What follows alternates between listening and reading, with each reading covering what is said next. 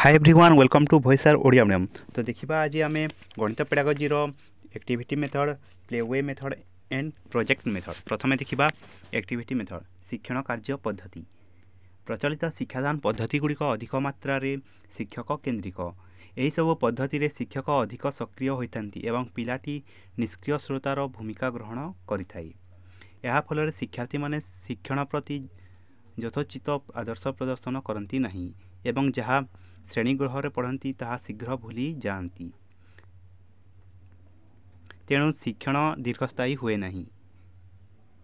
यार प्राधान्य कारण है शिक्षक केन्द्रिक शिक्षण रे शिक्षार्थी मानकर भूमिका खूब कम थाए। अर्थात कहवाकू गले शिक्षक केन्द्रिक शिक्षार्थी माने ठीक भावे बुझी पारती नहीं। अपर पक्षरे छात्रों द्वारा अंशग्रहण पंथा पार्टिसिपेटरी एप्रोच अवलंबन करागले प्रत्येक शिक्षार्थी शिक्षण कार्य भाग नहीं पारे एवं शिक्षण अर्थपूर्ण और दीर्घस्थायी हो पार। तेणु आम जिते भी शिक्षादान करवा कौन शिक्षार्थी केन्द्रिक पढ़ाइले शिक्षार्थी अंशग्रहण करेंगे एवं शिक्षण अर्थपूर्ण और दीर्घस्थायी हो पार। यही पद्धति वर्तमान अधिकरू अधिक प्राथमिक विद्यालय रे शिक्षक शिक्षयित्री मानक द्वारा आदृत होउछि। शिक्षण कार्य लर्निंग एक्टिविटी जेकोसी शैक्षिक उद्देश्य हासिल करने जो कार्य शिक्षार्थी मानक व्यक्तिगत व सामूहिक भाव संपादन करने को दि जाए सेपरी कार्य को शिक्षण कार्य रूपे परिगणित करा जाए।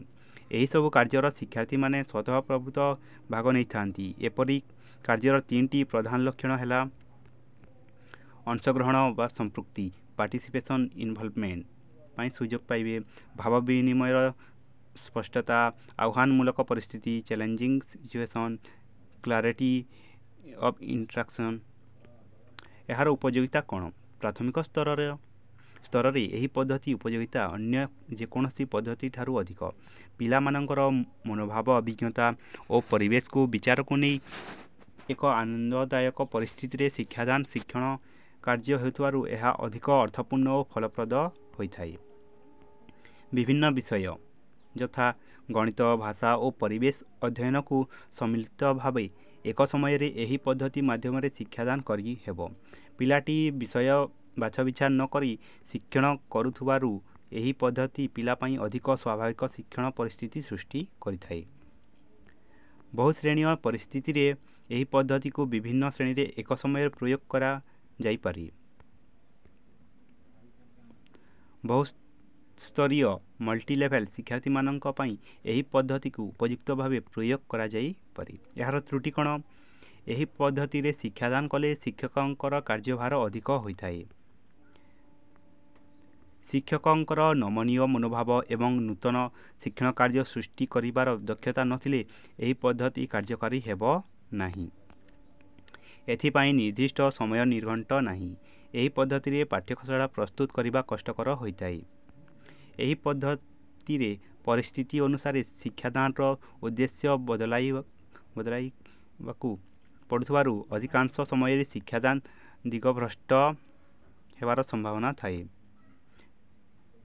नेक्स्ट देखिबा आमे क्रीड़ा पद्धति प्लेवे मेथड।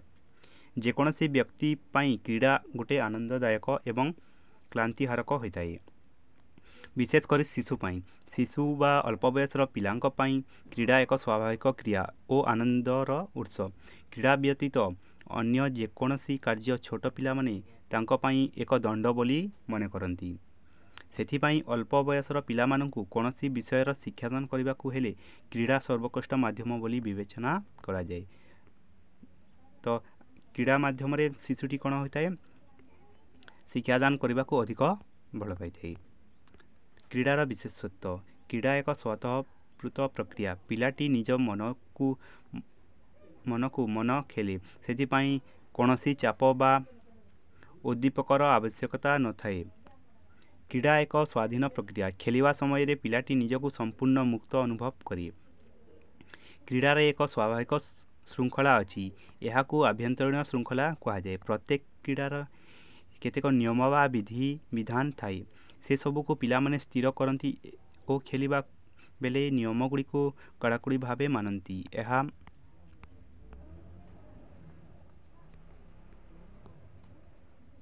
ଏହା ସମ୍ପୂର୍ଣ୍ଣ ଭାବେ ପିଲାମାନଙ୍କର ସ୍ୱୟଂସ୍ଫୁଷ୍ଟ ହୋଇଥାଏ। କ୍ରୀଡ଼ା ସ୍ୱାଭାବିକ ଜୀବନ ପ୍ରକ୍ରିୟା ଅଟେ। ଜନ୍ ଡ୍ୟୁଇଙ୍କ ମତରେ ଏହା ସକ୍ରିୟତାର ଏକ ସ୍ୱତଃସ୍ଫୂର୍ତ୍ତ ଅଭିବ୍ୟକ୍ତି। କ୍ରୀଡ଼ା ଶିଶୁର ଶାରୀରିକ, ମାନସିକ, ସାମାଜିକ ତଥା ଅନୁଭୂତିମୂଳକ ବିକାଶ ସହ ଘନିଷ୍ଠ ଭାବେ ସଂଶ୍ଳିଷ୍ଟ ଅଟେ। ତ ପ୍ଲେୱେ ମେଥଡ଼ର ଜନକ କିଏ? ଜନ୍ ଡ୍ୟୁଇ। କ୍ରୀଡ଼ାରେ ତୃପ୍ତି ଓ ସାର୍ଥକତା କ୍ରୀଡ଼ା ମଧ୍ୟରେ ହିଁ ନିହିତ ଥାଏ। ଖେଳ ଶେଷରେ ଆନନ୍ଦ ପାଇବା ପାଇଁ ଶିଶୁକୁ ଅନ୍ୟ କୌଣସି ବସ୍ତୁ ଉପରେ ନିର୍ଭର କରିବା ଆବଶ୍ୟକ ପଡ଼େ ନାହିଁ। କ୍ରୀଡ଼ା ଉଦ୍ଦେଶ୍ୟମୂଳକ, ସୁନିୟନ୍ତ୍ରିତ ଓ ସାର୍ଥକ ଆଚରଣ। ଏହା ମାଧ୍ୟମରେ ଶିଶୁର ସୃଜନ ପ୍ରତିଭାର ମଧ୍ୟ ବିକାଶ ଘଟିଥାଏ। କ୍ରୀଡ଼ା ଦ୍ୱାରା ଶିଶୁ ନିଜର ଅତୃପ୍ତ କାମନାଗୁଡ଼ିକ ତୃପ୍ତ କରେ ଏବଂ ତାହାର ମନରେ ଶାନ୍ତି ଓ ସମତା ପ୍ରତିଷ୍ଠା ଦିଗରେ କ୍ରୀଡ଼ା ସହାୟକ ହୁଏ।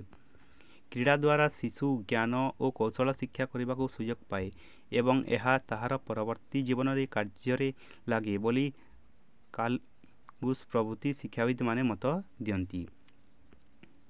କ୍ରୀଡ଼ାର ଏହିସବୁ ଗୁଣ ଫ୍ରବେଲଙ୍କ କିଣ୍ଡରଗାର୍ଟେନ୍, ମଣ୍ଟେସରି ପଦ୍ଧତି ଓ କିଲପେଟ୍ରିଙ୍କ ପ୍ରୟୋଜନ ପଦ୍ଧତି ଆଦି ସମସ୍ତ ଶିଶୁ ଶିକ୍ଷା ପଦ୍ଧତିର ସନ୍ନିବେଶିତ ହୋଇଥିବାର ଲକ୍ଷ୍ୟ କରାଯାଏ। ତ ଏଥିରୁ ଆମେ ଜାଣିଲେ କି ପ୍ଲେୱେ ମେଥଡ଼ର ଜନକ କିଏ? ଆମର ପ୍ଲେୱେ ମେଥଡ଼ କିଣ୍ଡରଗାର୍ଟେନ୍ର ମେଥଡ଼ ଜନକ କିଏ? ଫ୍ରବେଲ। ଓ ପ୍ଲେୱେ ମେଥଡ଼ ଓ କିଣ୍ଡରଗାର୍ଟେନ୍ର ମେଥଡ଼ ଜନକ କିଏ? ଫ୍ରବେଲ। ଓ ଆମେ ଯେଉଁ ଦେଖିଥିଲେ ଜନ୍ ଡ୍ୟୁଇ, ତାହା ନୁହେଁ, ତାହା ପ୍ରୋବ୍ଲେମ୍ ସଲଭିଂ ମେଥଡ଼ର ଜନକ ହେଉଛନ୍ତି ଜନ୍ ଡ୍ୟୁଇ। ନେକ୍ସଟ ଦେଖିବା କ୍ରୀଡ଼ା ପଦ୍ଧତିରେ ଗଣିତ ଶିକ୍ଷାଦାନ। ବହୁ ପ୍ରକାରର ଖେଳ ମାଧ୍ୟମରେ ପ୍ରାଥମିକ ସ୍ତରରେ ଗଣିତ ଶିକ୍ଷାଦାନ ଆନନ୍ଦମୟ ପରିବେଶରେ କରିହେବ। ଏହାର କେତେକ ଉଦାହରଣ ଏଠାରେ ଦିଆଗଲା। ଲୁଡ଼ୁ ଖେଳ, ତାସ ଭଳି କାର୍ଡ଼ ନେଇ ଖେଳ, ଚଟାଡିଆଁ ଖେଳ ଭଳି ବିଭିନ୍ନ ଖେଳ ମାଧ୍ୟମରେ ଗଣନା, ଗଣିତର ଚାରି ପ୍ରକ୍ରିୟା ସମ୍ପର୍କରେ ପିଲାମାନଙ୍କୁ ସହଜରେ ପଢ଼ାଇ ହେବ। କବାଡ଼ି ଏକ ପ୍ରକାରର ଅଙ୍ଗଭଙ୍ଗୀ ସହ ଗୀତ ମାଧ୍ୟମରେ ଭାଗକ୍ରିୟା, ଗୁଣନ କ୍ରିୟା ଶିଖାଇ ହେବ। ମ୍ୟୁଜିକ୍ ଚେୟାର ତାଳ ଦେଇ ଡ୍ରିଲ୍ କରିବା ମାଧ୍ୟମରେ ବିଯୋଗ ଓ ଭାଗକ୍ରିୟା ଶିକ୍ଷାଦାନ କରିହେବ। ବିଭିନ୍ନ ପ୍ରକାର ଆଞ୍ଚଳିକ କ୍ରୀଡ଼ା ଯଥା ଗୁଚିତାଣ୍ଡୁ, ବୋହୂଚୋରି ବା କ୍ରିକେଟ, ଫୁଟବଲ ଭଳି ଲୋକପ୍ରିୟ ଖେଳ ମାଧ୍ୟମରେ ମଧ୍ୟ ଗଣନା, ଯୋଗ, ବିଯୋଗ, କଳନା କରିବା ଆଦି ବିଭିନ୍ନ ଗାଣିତିକ ପ୍ରକ୍ରିୟା ଅନାୟାସରେ ଶିକ୍ଷାଦାନ କରିହେବ। ଶିକ୍ଷକ ଓ ପିଲାମାନେ ଏହିପରି ବହୁ ଖେଳ ନିଜେ ପ୍ରସ୍ତୁତ କରିପାରିବେ। ପ୍ରାଥମିକ ସ୍ତରର ପାଠ୍ୟକ୍ରମରେ ଥିବା ଅଧିକାଂଶ ବିଷୟ କ୍ରୀଡ଼ା ମାଧ୍ୟମରେ ପିଲାମାନେ ଶିଖିପାରିବେ। ତ କ୍ରୀଡ଼ା ହେଉଛି ଗୋଟିଏ ମୁଖ୍ୟ ଉପାଦାନ। ଶିକ୍ଷାର୍ଥୀ କ୍ରୀଡ଼ା ମାଧ୍ୟମରେ ଅଧିକ ଶିକ୍ଷାଦାନରେ ଆଗ୍ରହ ପ୍ରକାଶ କରିଥାଏ। ଉପଯୋଗିତା ଉପରୋକ୍ତ ଆଲୋଚନାରୁ ଏହା ସ୍ପଷ୍ଟ ହୁଏ ଯେ ପ୍ରାଥମିକ ସ୍ତରରେ ଗଣିତ ବା ଯେକୌଣସି ବିଷୟର ଶିକ୍ଷାଦାନ ପାଇଁ କ୍ରୀଡ଼ା ଏକ ଉତ୍କୃଷ୍ଟ ମାଧ୍ୟମ ଅଟେ। ବିଶେଷ କରି ଗଣିତ ପାଇଁ କୋମଳମତି ପିଲାମାନଙ୍କ ମନରେ ଥିବା ଅହେତୁକ ଭୟ ଏହାଦ୍ୱାରା ଦୂରୀଭୂତ ହୁଏ ଓ ଏହା ଆନନ୍ଦଦାୟକ ଅନୁଭୂତି ସୃଷ୍ଟି କରିଥାଏ। ଏହାର ତ୍ରୁଟି କ'ଣ? କ୍ରୀଡ଼ାରେ ଶିଶୁ ନିମଗ୍ନ ହେଲେ ଶିକ୍ଷାଦାନର ପ୍ରଧାନ ଉଦ୍ଦେଶ୍ୟ ସାଧନ ବ୍ୟାହତ ହେବାର ସମ୍ଭାବନା ଥାଏ। ଶିକ୍ଷାର ସମସ୍ତ ଉଦ୍ଦେଶ୍ୟ ବିଶେଷ କରି ଗଣିତର କେତେକ ଜଟିଳ ପ୍ରଶ୍ନ ବା ପ୍ରତ୍ୟୟ କ୍ରୀଡ଼ା ମାଧ୍ୟମରେ ଶିକ୍ଷାଦାନ କରିବା ସମ୍ଭବ ହୁଏ ନାହିଁ। ତ ଗଣିତର ସମସ୍ତ କ୍ଷେତ୍ରରେ କ୍ରୀଡ଼ା ପ୍ରକ୍ରିୟା ଅବଲମ୍ବନ କରିବା ଠିକ୍ ନୁହେଁ। ଶିକ୍ଷାଦାନ ଉଦ୍ଦେଶ୍ୟ ଭିତ୍ତିକ କ୍ରୀଡ଼ା ଶିଶୁ ପକ୍ଷରେ ଅସ୍ୱାଭାବିକ ମନେ ହୁଏ। ଏପରି କ୍ଷେତ୍ରରେ ପିଲାଟିଏ ଖେଳ ପ୍ରତି ଆଗ୍ରହ କମିଯାଏ। ଗଣିତର ପ୍ରତ୍ୟୟ ଗୁଡ଼ିକ ସରଳରୁ ଜଟିଳ କ୍ରମରେ ପାଠ୍ୟକ୍ରମରେ ସଜାଯାଇଥାଏ। ଏହାଦ୍ୱାରା ଗଣିତ ଶିକ୍ଷଣ ସହଜ ଓ ସୁସଙ୍ଗତ ହେବ ବୋଲି ଆଶା କରାଯାଏ। କିନ୍ତୁ କ୍ରୀଡ଼ା ମାଧ୍ୟମରେ ନିର୍ଦ୍ଦିଷ୍ଟ କ୍ରମରେ ପ୍ରତ୍ୟୟ ଗୁଡ଼ିକ ସମ୍ବନ୍ଧରେ ଧାରଣା ଦେବା କଷ୍ଟକର। କ୍ରୀଡ଼ା ଭିତ୍ତିକ ପାଠ୍ୟଯୋଜନା ପ୍ରସ୍ତୁତ କରିବା ନିଶ୍ଚୟ ଆୟାସ ସାଧ୍ୟ। ଏଥିପାଇଁ ଅଧିକ ସମୟ ଲାଗେ ଏବଂ ଏହାଦ୍ୱାରା ଶିକ୍ଷଣର ପ୍ରଗତି ମନ୍ଥର ହୋଇଥାଏ। ନେକ୍ସଟ ଦେଖିବା ପ୍ରକଳ୍ପ ପ୍ରଣାଳୀ ବା ପ୍ରୋଜେକ୍ଟ ମେଥଡ଼। ପ୍ରୋଜେକ୍ଟ ମେଥଡ଼ର ଜନକ କିଏ?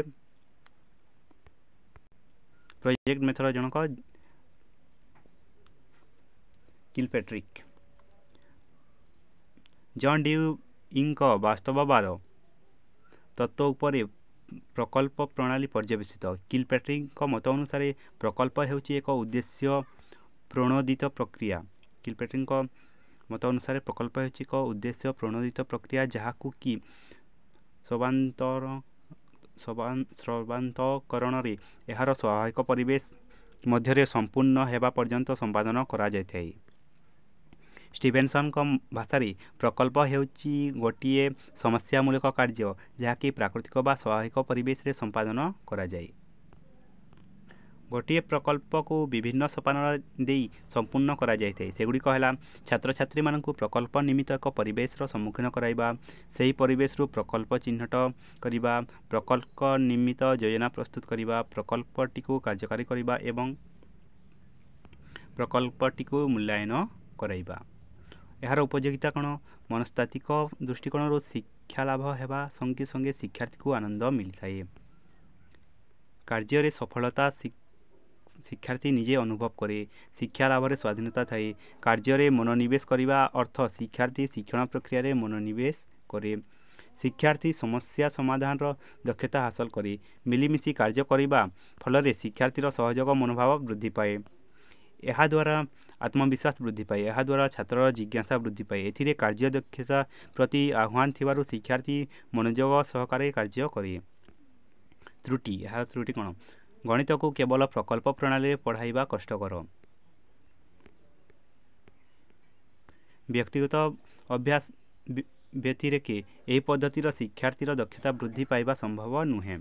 ଠିକ୍ ଭାବରେ ପରିଚାଳିତ ନହେଲେ ଛାତ୍ରମାନଙ୍କର ସମୟ, ଶକ୍ତି ଓ ଚେଷ୍ଟାର ଅପଚୟ ଘଟିବାର ଯଥେଷ୍ଟ ସମ୍ଭାବନା ଥାଏ।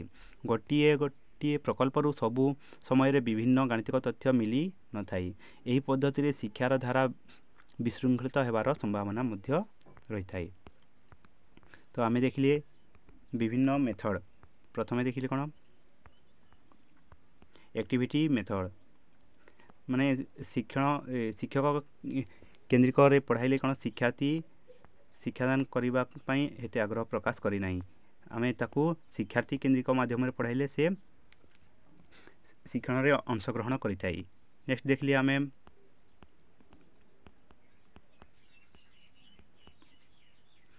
Playway method. କ୍ରୀଡ଼ା ପଦ୍ଧତି ମାଧ୍ୟମରେ ଶିକ୍ଷାର୍ଥୀକୁ ପଢ଼ାଇଲେ ସେ ସ୍ୱତଃସ୍ଫୂର୍ତ୍ତ ଭାବେ ଶିକ୍ଷଣରେ ଅଂଶଗ୍ରହଣ କରିଥାଏ। ନେକ୍ସଟ ଦେଖିଲେ ଆମେ ପ୍ରୋଜେକ୍ଟ ମେଥଡ଼।